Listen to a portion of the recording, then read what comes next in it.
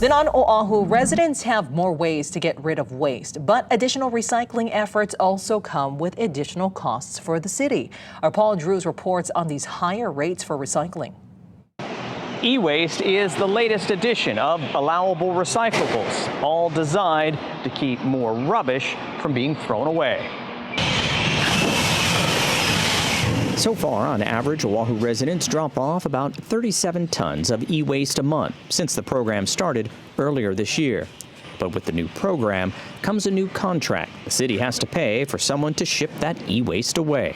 That's actually a very affordable contract to take care of the e-waste because it does have value. And I wanted to point out that before we had the e-waste recycling at the convenience centers, the guidance was to put it in the gray cart, and that material was burned. Meanwhile, the city was expecting to start up a food composting program this fall. Come 2025, the city and county is going to start taking food waste and manufactured compostable material in the green cart. But now that pilot project for 6 different Oahu communities has been pushed back to the spring of 2026. In order to make that happen, an upgraded composting facility needed to be constructed, and that's still under construction now. It's almost done.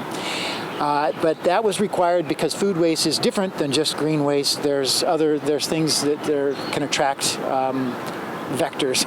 Right now, a lot of our food waste gets put in gray bins and sent to H-Power, which it burns with other garbage to make electricity. We still receive over 2,000 tons a day every day at H-Power. It varies from 2,000 to 2,400 tons a day. But over the course of a year, that adds up to less than the 800,000-ton minimum H-Power requires. Why that is important is the city has to pay Covanta, which runs H-Power, $12 for every ton below 800,000.